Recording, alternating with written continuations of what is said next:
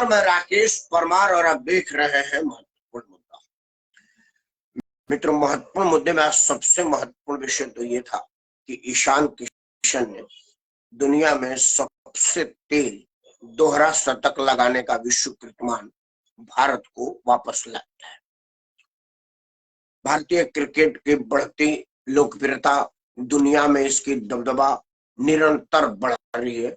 ईशान किशन को मैं बहुत बहुत शुभकामनाएं देता हूं और भारतीय क्रिकेट के उज्जवल भविष्य की कामना करता हूं। दूसरा महत्वपूर्ण विषय था कि दो राज्यों में जो चुनाव परिणाम आए थे, गुजरात में भारतीय जनता पार्टी और हिमाचल में कांग्रेस, उन लोगों ने अपने अपने मुख्यमंत्री बनाए। महत्वपूर्ण ये नहीं था क्योंकि वो एज यूजुअल बनना था, मुख्यमंत्री बनाने के लिए परिणाम आया था। एज यूजुअल में महत्वपूर्ण यह है कि जब पंजाब हिमाचल के मुख्यमंत्री का ऐलान हुआ तो नवनियुक्त मुख्यमंत्री जो बहुत ज्यादा प्रचलित नहीं थे, मतलब महारानी प्रतिभा देवी के सामने उनकी औकात बिल्कुल कम थी और उनके पुत्र विक्रमादित्य के सामने तो वो बहुत कमतर थे, ने राहुल गांधी और प्रियंका गांधी के प्रति अपनी हार्दिक आभार व्यक्त की। वो भूल गए कि कांग्रेस में मल्लिकार्जुन खड़गे अध्यक्ष बनाए जा चुके हैं और उन्हीं के नाम से अब अध्यक्षता कही जा रही है, लेकिन उन्होंने मल्लिकार्जुन खड़गे का नाम लेना बेहतर नहीं समझा। बेहतर तो उन्होंने सोनिया गांधी का भी नाम लेना उचित नहीं समझा, क्योंकि उन्होंने सोनिया गांधी का भी नाम नहीं, सिर्फ राहुल और प्रियंका के प्रति आभार व्यक्त करके अपना कोरम पूरा किए और भारी शोर शराबा, महारानी के प्रशंसकों का बार हंगामे के बीच मुख्यमंत्री के एनाउंस का स्वागत किया।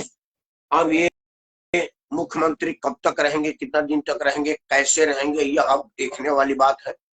अगर कुछ होता है तो आप इसे भारतीय जनता पार्टी का तोड़ फोड़ ना कहेंगे, भारतीय जनता पार्टी का सरकार तोड़ने की साजिश ना कहेंगे, क्योंकि यह चीज आज से दिखने लगे श्री अशोक गहलोत साहब को सादर पड़ा। तो भारतीय जनता पार्टी के बिना कुछ किए हिमाचल में अगर कांग्रेस सरकार अस्थिर होती है तो यह कांग्रेस के अंदर की अंतः कला होगी जो आज साफ और स्पष्ट दिखी।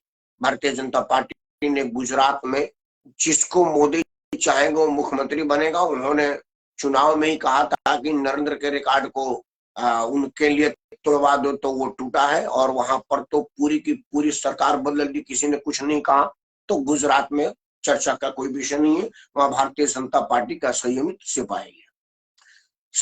समाचार और भी बहुत था जिन पर चर्चा की जा सकती थी। आम आदमी पार्टी के बहकावे और झांसे में जो कांग्रेस के दो पार्षद आए थे, वो कांग्रेस पार्टी के दुर्गति के बावजूद आम आदमी पार्टी के दिल्ली एमसीडी चुनाव में बहुत भारी प्रचंड बहुमत के बावजूद कांग्रेस में वापस चले गए। यह एक राजनीतिक समाचार है, क्योंकि आम तौर पर राजनीति में रहने वाले लोग बहुमत के साथ रहते हैं, क्योंकि अब आम आदमी पार्टी का मेयर बनेगा, सत्ता आम आदमी का राज्य से लेकर के और एमसीडी स्तर पर होगी, तो पार्षदों को अपना काम कराने कमाने में आसानी होगी।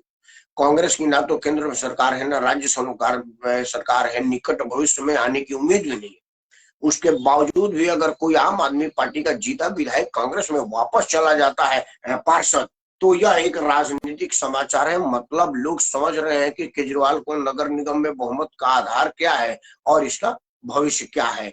आएगा तो कांग्रेस ही, जब भाजपा कमजोर होगी या स्वतः कांग्रेस को सत्ता सौंपेगी, मतलब बीच में केजरीवाल कहीं नहीं है, ऐसा जीते हुए पार्षदों को आकलन था, मानना था।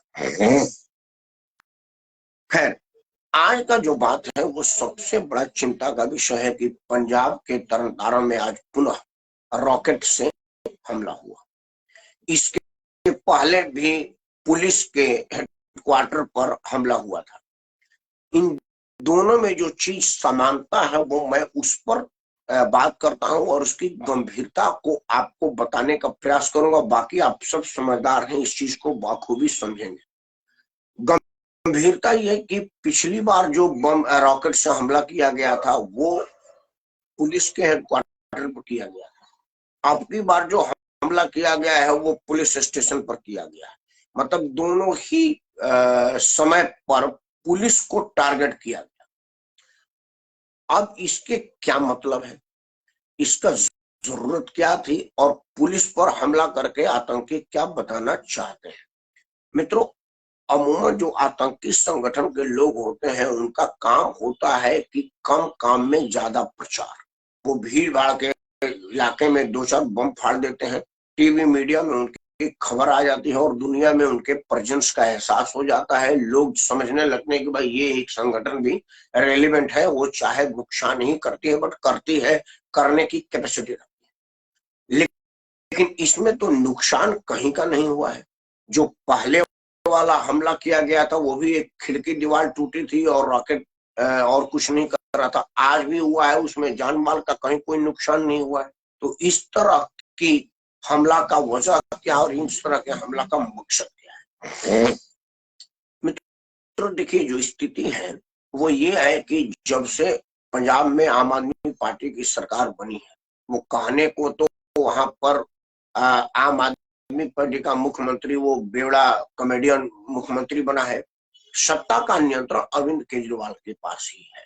आज भी केजरीवाल ने पत्रकारों से वार्ता करते हुए पंजाब के मुख्यमंत्री के पोजीशन जैसा बात किया और बोला कि जब से हमारी सरकार बनी है हमने बहुत सारे गैर कानूनी कामों पर रोक लगाया है, बड़ी सारे आतंकी संगठनों को पकड़ा है और इसको भी पकड़ेंगे।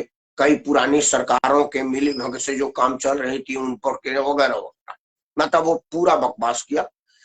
किस इंटाइटल से बोला ये मुझे मालूम नहीं, और पत्रकार किस हैसियत से उसको पूछने गए मैं ये भी नहीं बता सकता। खैर, अब हम जैसे लोग तो समझते ही हैं कि अरविंद केजरीवाल का अपने पार्टी में क्या मतलब है, और वहां का पंजाब का मुख्यमंत्री ना होते हुए भी मुख्यमंत्री है, सुपर से ऊपर मुख्यमंत्री है, तो बोलना तो उसी को पड़ेगा। तो मैं इसको पंजाब के मुख्यमंत्री को जिम्मेवार नहीं ठहरा रहा हूँ, ये सारी जिम्मेवारी अरविंद केजरीवाल की है। अरविंद केजरीवाल पंजाब के पूरा चुनाव का कैंपेन एक खालिस्तानी आतंकी के घर से बैठ करके किया है। सारा समाचार के लोग, राजनीतिक दल के लोग इस बात का विरोध करते रहेंगे कि भाई आप पंजाब में चुनाव लड़ने आए हैं और खालिस्तान के घर से ऑपरेट कर रहे हैं, इससे खालिस्तान का मनोबल बढ़ेगा। लेकिन केजरीवाल ने ना एक सुननी थी ना सुनी, क्योंकि उसको तो पता था कि वो क्या कर रहा है। उसे तो मैसेज देना था दुनिया भर में पहले खालिस्तानियों को कि भाई आप हमारा मदद करो, हम आपका मदद करेंगे। गिव एंड टेक का मामला है, तुम मेरी खुजाओ मैं तेरा खुजाऊं। और यही हुआ। आम आदमी पार्टी को पंजाब में प्रचंड बहुमत मिली, पंजाब के सीधे साधे भोले भाले लोगों के समर्थन से नहीं, खालिस्तान के दबाव प्रभाव और उसके वजह से। अब उनके वजह से मिले समर्थन से ये हुआ कि अब खालिस्तान को वापस देना है।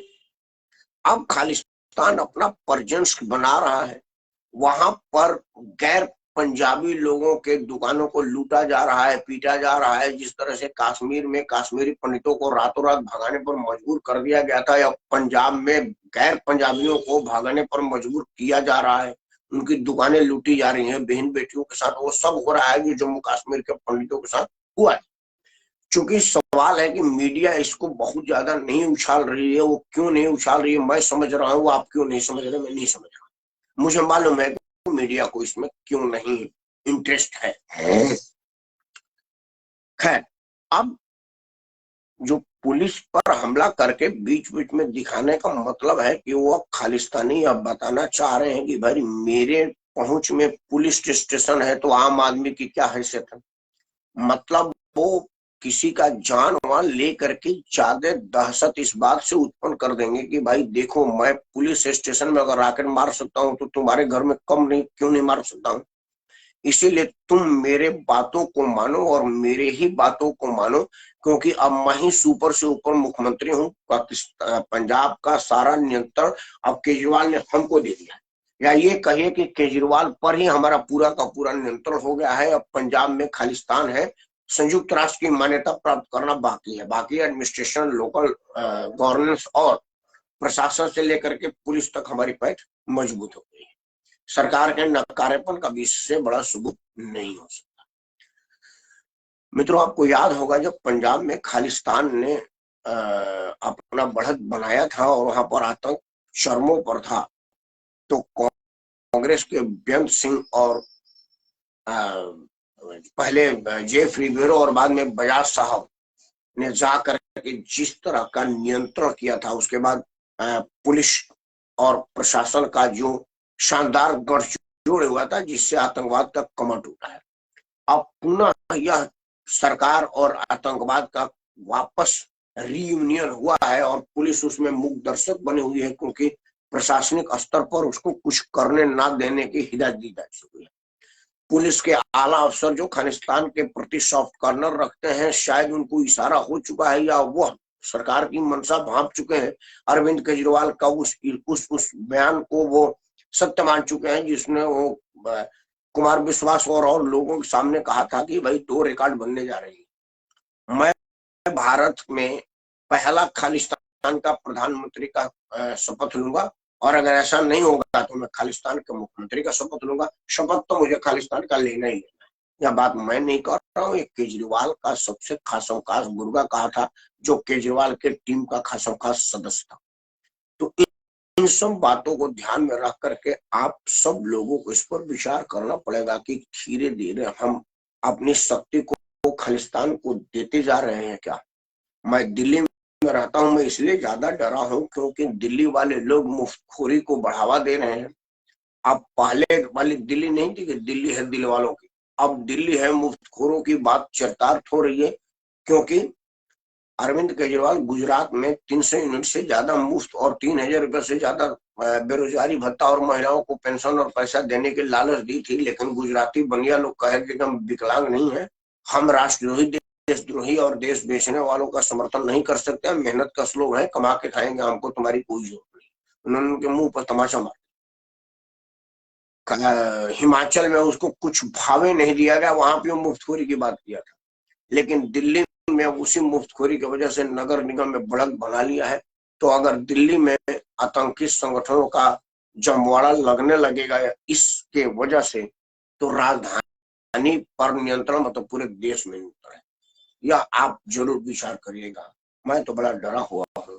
पंजाब में वापस खालिस्तान अपना पैर पसार रहा है और उसको माकूल जवाब देने वाला मजे ले रहा है। अगर इस तरह की स्थिति रही तो क्या होगा, या आप सोचिएगा। खालिस्तान के बढ़ते प्रभाव से मैं चिंतित हूँ।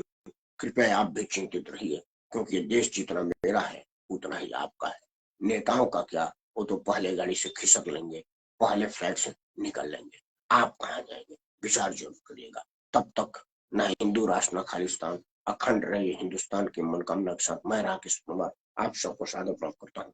जय हिंद, वंदे मातरम, अखंड भारत।